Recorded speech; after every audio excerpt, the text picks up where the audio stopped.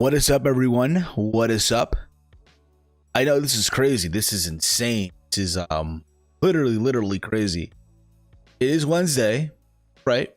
It is Wednesday, November the 11th, 2020.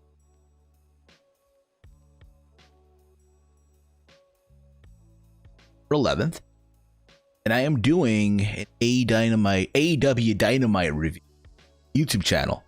I know this is kind of crazy. It's kind of weird that the fact that I'm doing one today. Usually I don't do this. Usually I don't do live reviews today.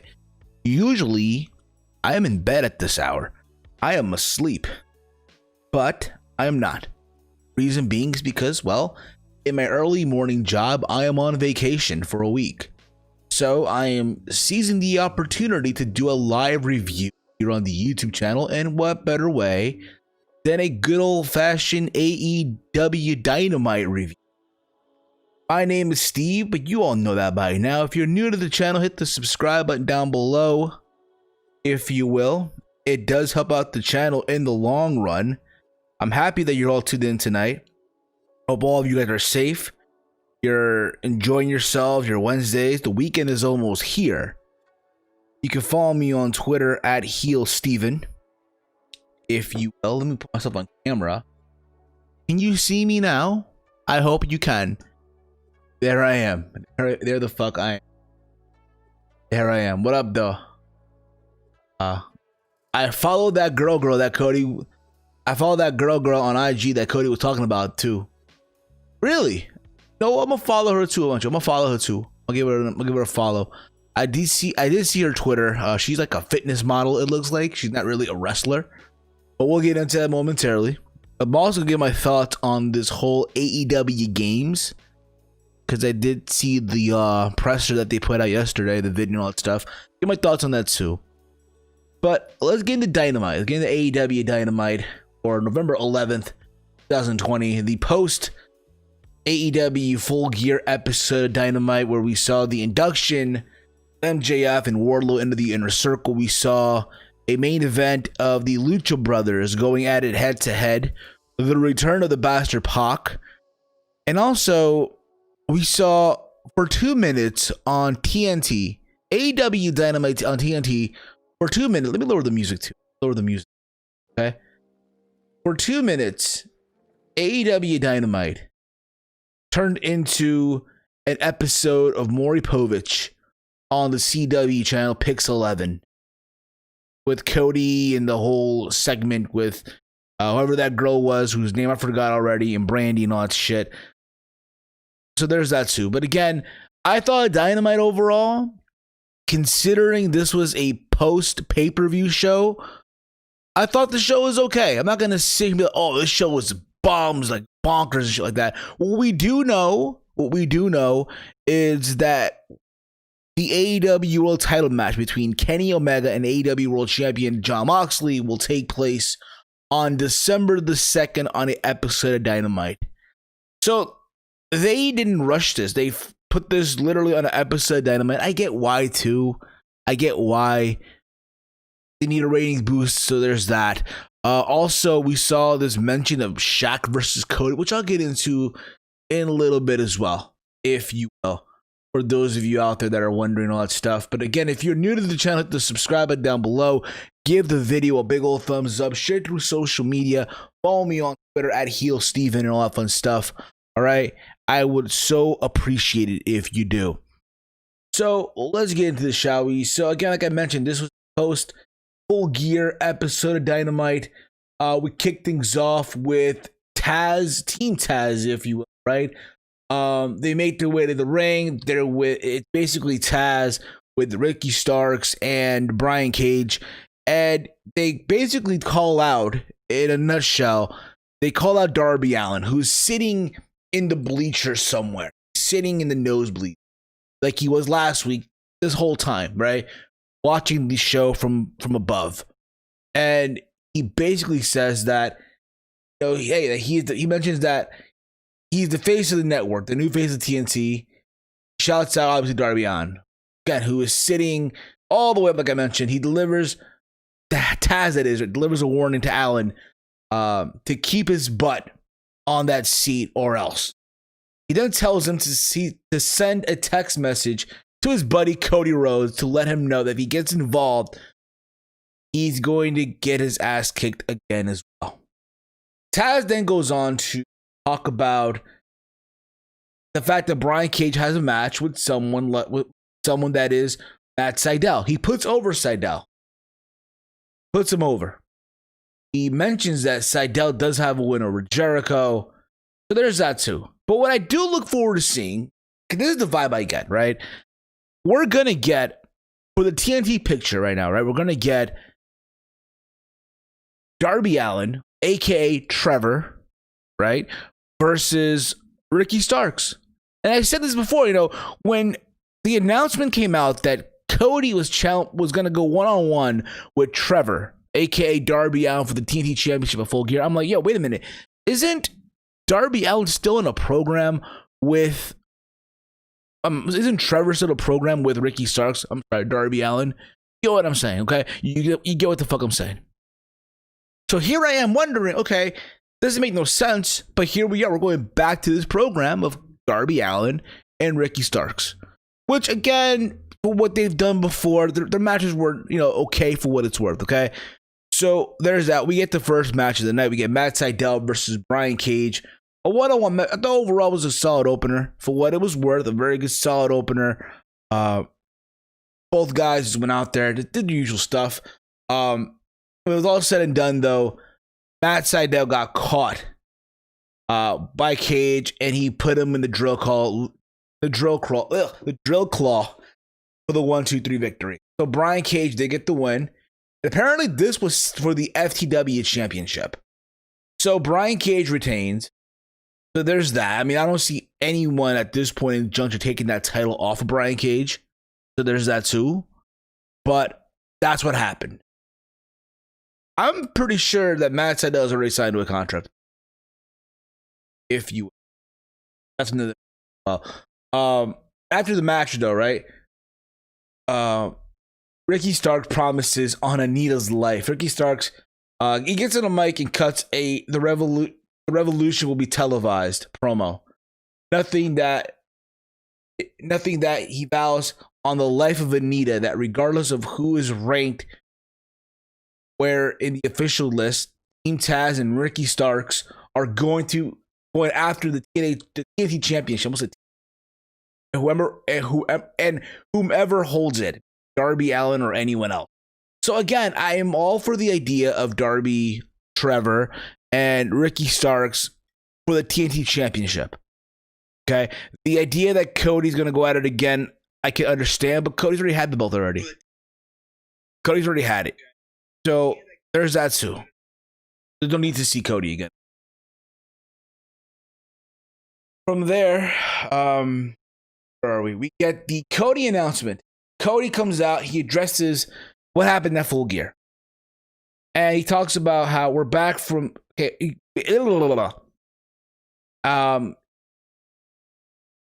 again, they're acknowledging him as Cody Rhodes. That in mind. And talks about how he congratulates the new TNT champion Darby Allin, Trevor. And he and his team talked about it, and they're not going to go right after a rematch. They're not doing it.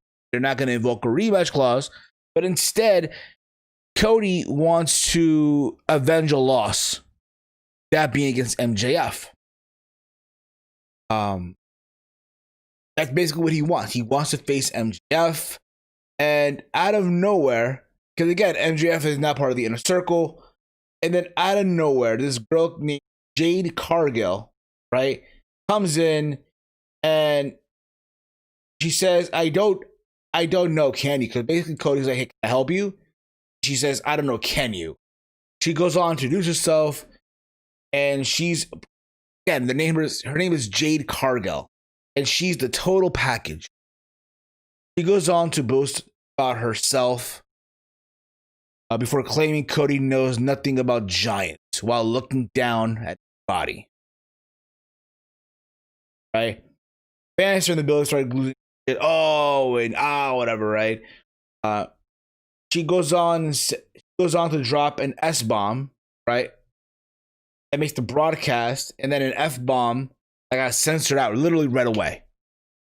Goes on to warn him about making comments about Giants again.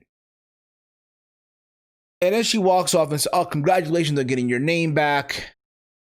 And claims that Giant that she's mentioning is Shaquille O'Neal. Shaquille O'Neal.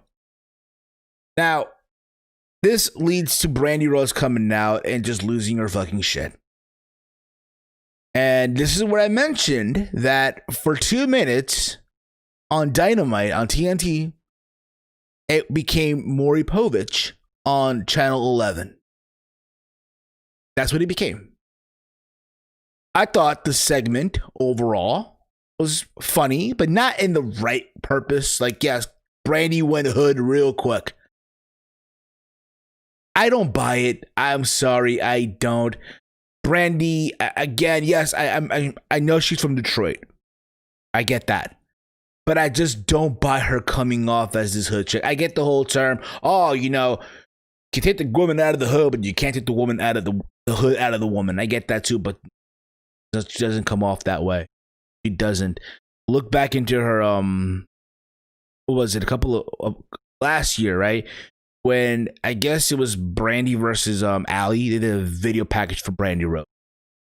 And they talked about her figure skating career and all that stuff. And it was at a time where Brandy was doing the whole Nightmare Collective, right? And she was a heel, but they're trying to make her seem like a baby face. There was that too. So I just didn't really buy into it. I really didn't I can't. And I didn't buy into this at all. I thought, again, it was funny for what it was worth. I got a laugh out of it. I'm pretty sure the entire internet wrestling community got a laugh at it too. However, regarding Shaq versus Cody, I said this on Twitter, okay? And keep this in mind. I am all for this, by the way. I am all for Cody and Shaq going at it. This is what AEW needs. And I know this is not what AEW fans want. I see a lot of AEW fans on social media shitting on it, which I'm surprised. I am fucking surprised because, again, in the eyes of the AEW fan, they accept anything.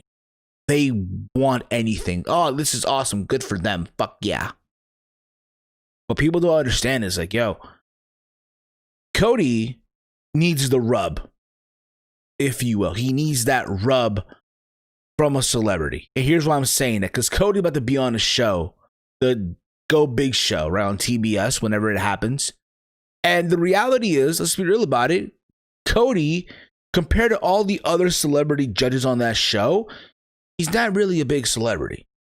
I'm sorry, he's not. I know a lot of AEW fans view him as this big celebrity, but he's not. He isn't.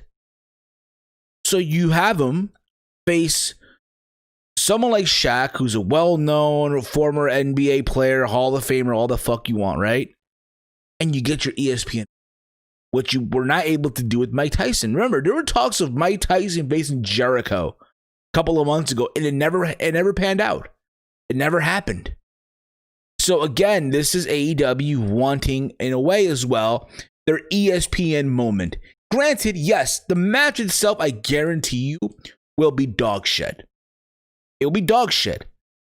But if you're going to put someone in the ring with Shaquille O'Neal, who, let's be real about it, really isn't that much of an experienced wrestler. Yes, he did have that appearance at WrestleMania 32 in that Andre the Giant Memorial Battle, which I was at, by the way, when him and Big Show both went over the top rope and all that stuff, right? But other than that, Shaq really, you know, let's be real about it, at his age, I just don't see him doing much in the ring. And if you're going to put him in there with someone, it's going to be Cody. Someone that will probably bump for Shaq. Going to make his shit look like $1 million when it really isn't. I mean, let's be real about it. You're not going to put Shaq in there with fucking Orange Cassidy. You're not going to put Shaq in there with Jungle Boy. Or you're not going to do Shaq versus Marco Stunt, as silly as that may sound.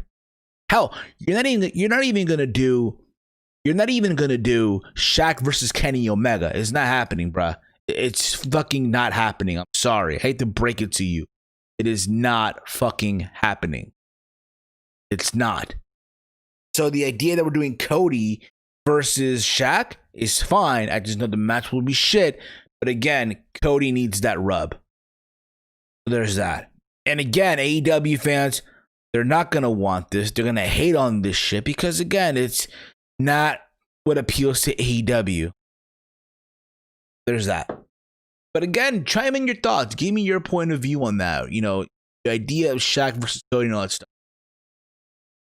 Interesting thoughts, if you ask me. Okay. There we go. And after this, you know, we had Brian Cage come out from behind and he attacks Cody, which leads to Ricky Starks coming out. And then Darby, Trevor, that is, right? The TNT champion comes out and he's wearing a sports coat that's filled with thumbtacks. He lands on Ricky Starks. There's that. And then out of nowhere, right? Will Hobbs goes his way to the fucking ring like when everything's over with. A little late, but whatever. There was that. But again, the way to, I guess, start this up. I don't know when the Shaq match will happen.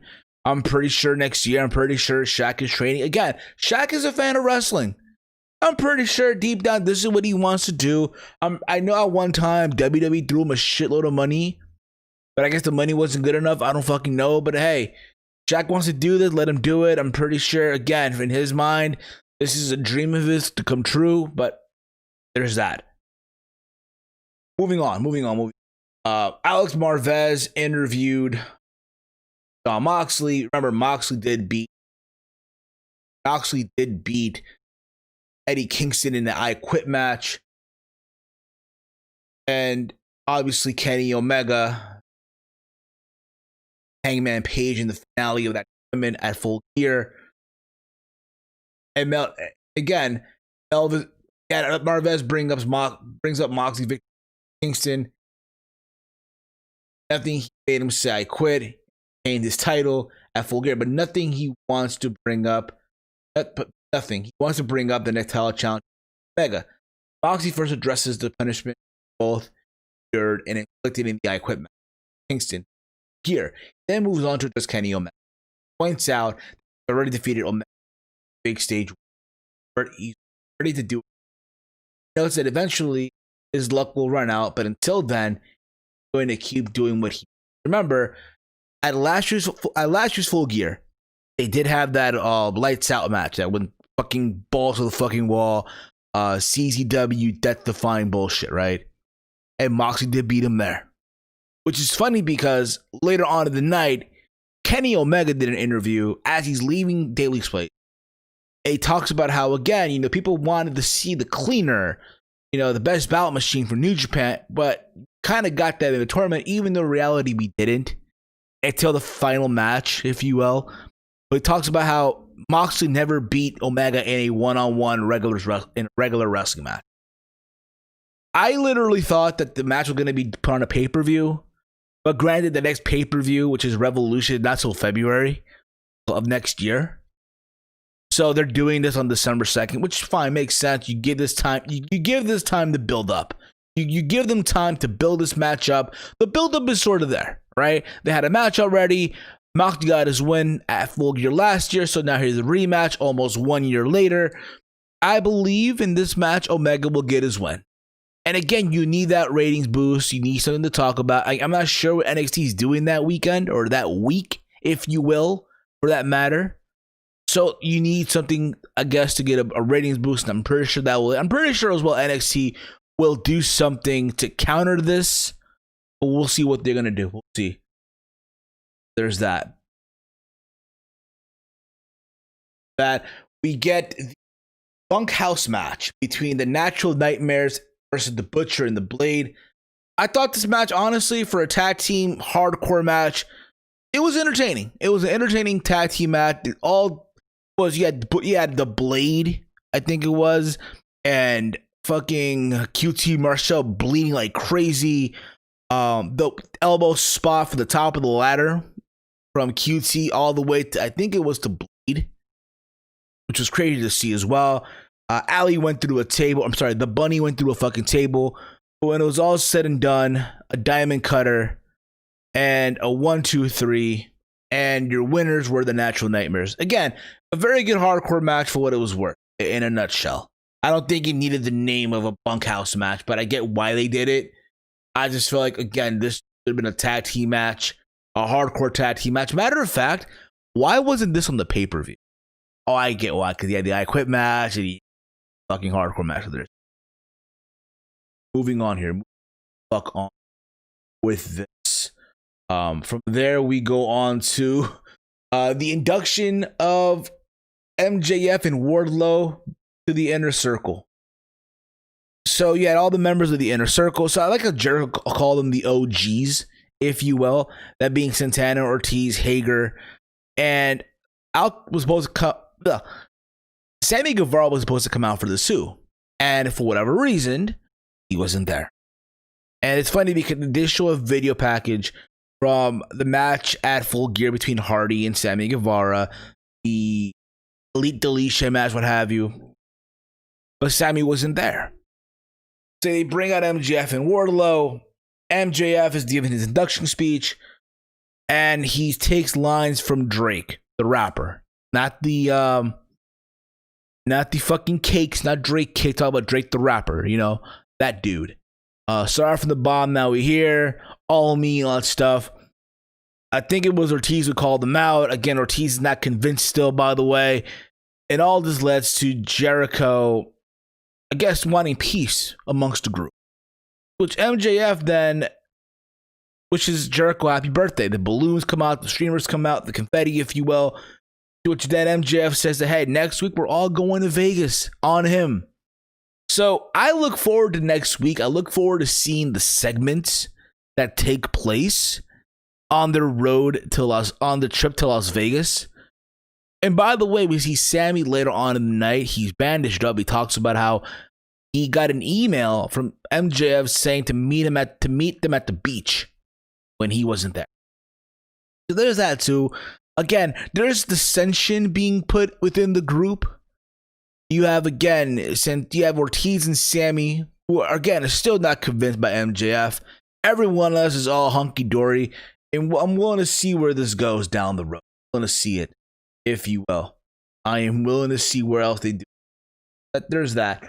The Young Bucks backstage announced their first title defense against Top Flight.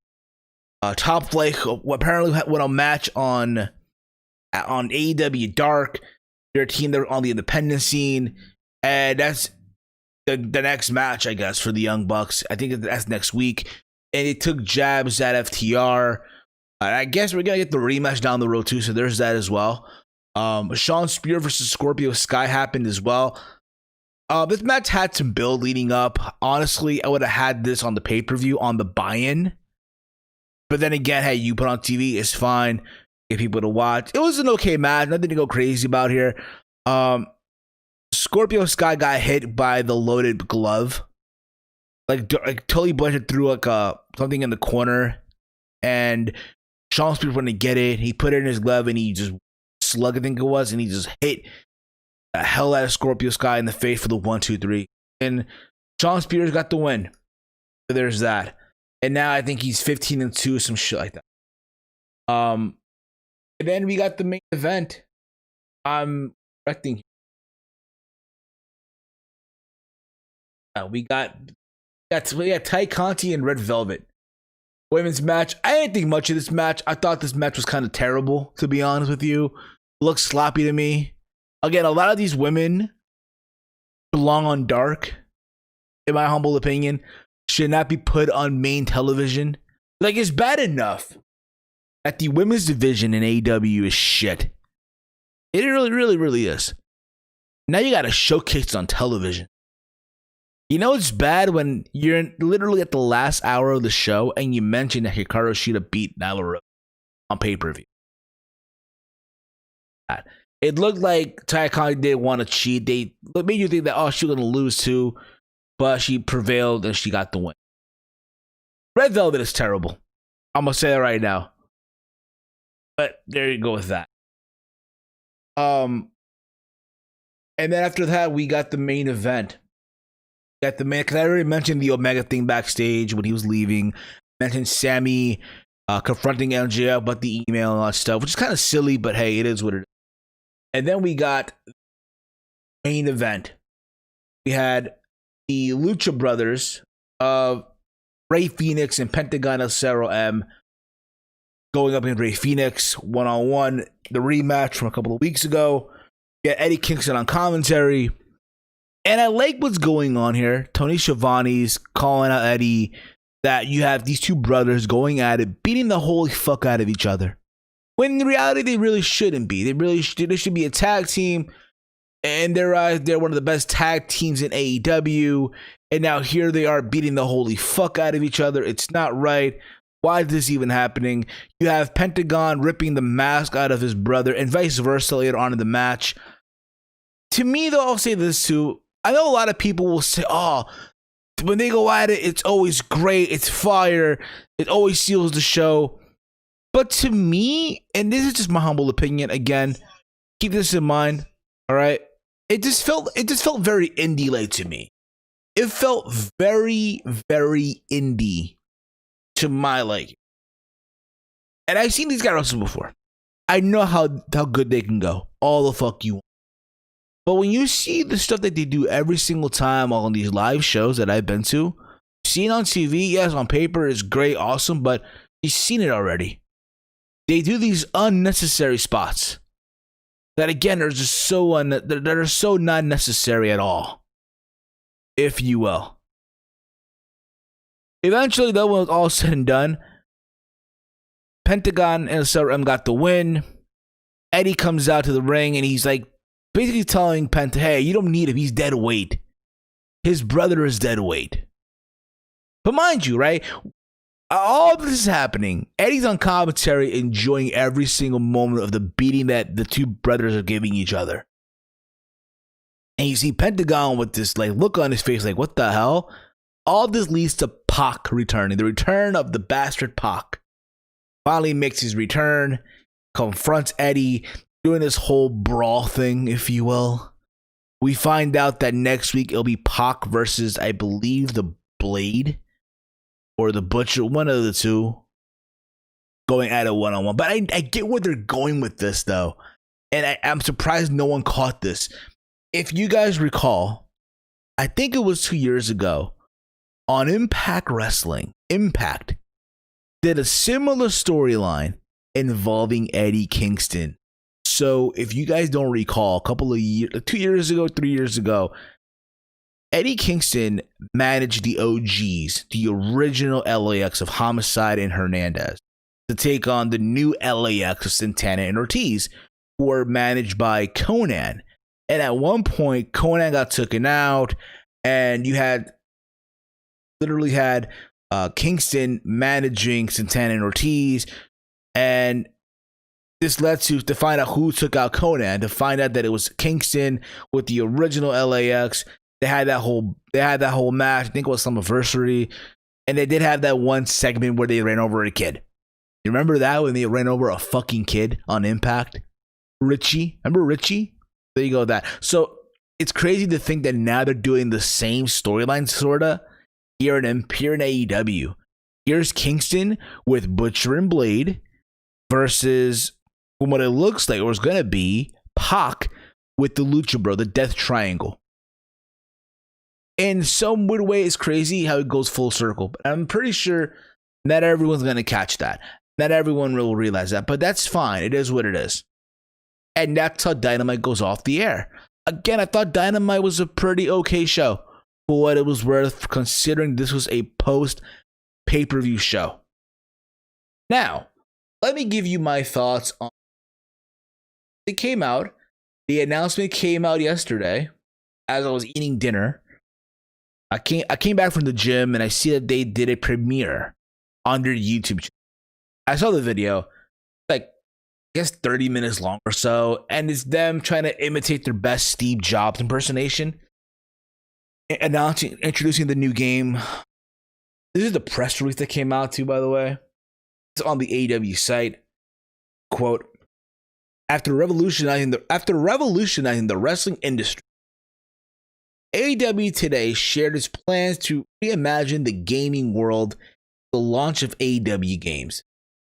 The new venture will initially deliver 3 new gaming options to fans, including 2 mobile games and the highly anticipated console game being developed by the renowned video game developer Yuke's. If you remember, Yuke's were responsible for the original SmackDown Games for WWE, and I think also No Mercy, if you will. The birth of AEW Games was ushered with the star-studded keynote special event hosted on YouTube featuring Kenny Omega, who has been the forefront of AEW's console game, along with Cody Rhodes, Dr. Britt Baker, and referee Edwards. The event also featured production of wrestling gaming mastermind, the newest AEW Games team member, Hideyuki Geta Washida. If I butchered the name, it is what it is. Best known for his work on the critically acclaimed No Mercy for fifth generation console. That's crazy though. It's gonna be on 5th generation console. Everyone once in a while with a revolutionary company comes along and changes everything. AEW doing that today, said Kenny Omega. When I first signed with AEW, I asked Tony, let me help us best gaming, make the best wrestling with masterminds like Geta, incredible team at Ukes.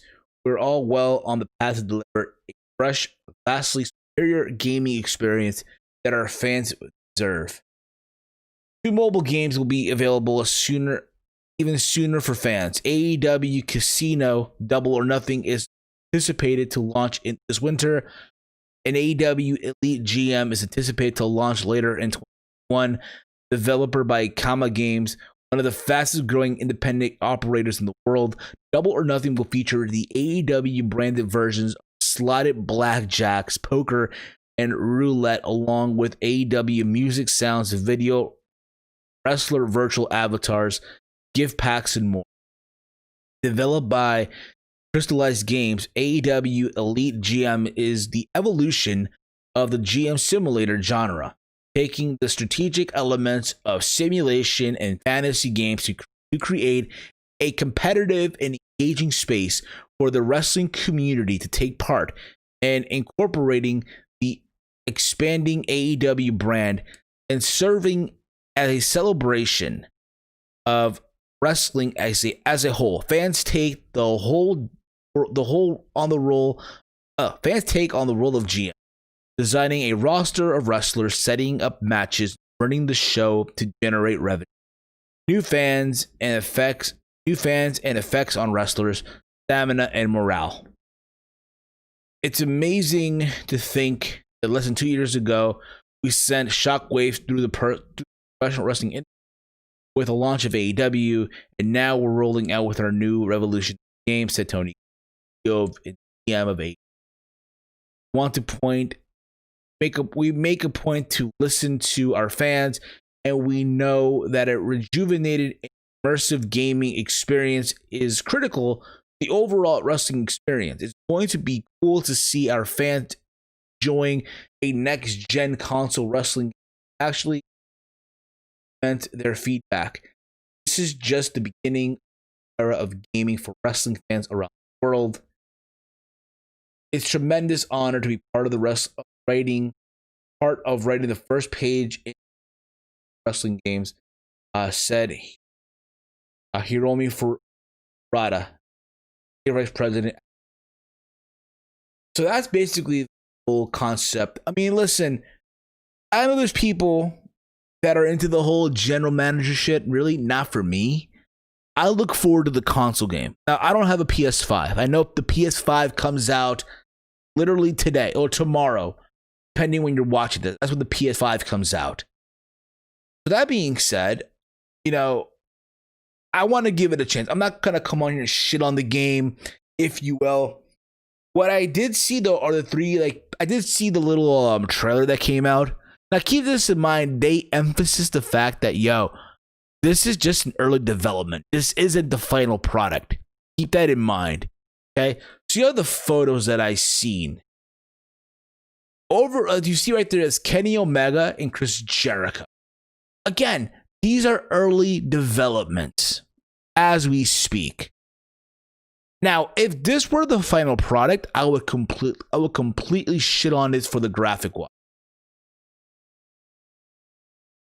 Right there is Hikaru Shida, current AEW women champion set right behind you. It looks like a PC graphic design, if you ask me, but that's just my humble opinion. But this is supposed to be on the next gen. And right here is Hikaru Shida, yes, suplexing Kenny Omega. So what I'm getting at here is that we will be seeing intergender wrestling in the video game. Now, I remember in the early days of SmackDown, right? SmackDown 2 and SmackDown Shut Your Mouth. I'm sorry, Just Bring It. I think also Shut Your Mouth. We saw women versus men, like some of the divas versus the WWE superstars back in the day. Or even in No Mercy, you would see the men versus women go at it. And honestly, for me, that was really never, like, back then, I didn't really mind it because I was a kid. But as I'm older now, again, I am not a fan of intergender wrestling. I got friends that are into it. I know people that are into it as well. And that's fine and dandy. But it's not for me. But again, it's terrible. It's terrible that when AEW has a shitty women's division, and I think Chase said this earlier on Twitter, that they have to showcase their women's champion suplexing a dude. Let that marinate for a second. But again, I wish them the best of luck. I know, again, this is an early development. I am looking forward to seeing the final product, hearing updates when the game comes out, all that stuff. So there's that. I look forward to seeing. Listen, for all we know, this could be as successful as No Mercy, if you will. And we all know how good No Mercy was, right? Or this could be shit like the TNA game that came out in 2008. And I remember buying that game too. So we'll see how this goes. We'll see how all this pans out, if you will. Anyway, guys, that's going to do it for me. I'm going to probably play some FIFA 21. I'm going to try to be on Twitch sometime in a couple of days. I know I haven't been active on Twitch. I know, but if you want to follow me on Twitch, that's twitch.tv/HeelSteven, where I play FIFA 21, I do Ultimate Team. If you notice on HeelSteven, there's the 2-3, not just the 2-3, not the 2 E's on Heel. All right. That being said, guys, follow me there. Follow me on Twitter at HeelSteven. New to the channel, subscribe button down below. As always, guys, hate, comment, and subscribe. I am Steve, and this has been another installment of Around the Point. This has been also AEW Dynamite review. See you guys in the next. Peace out, dorks.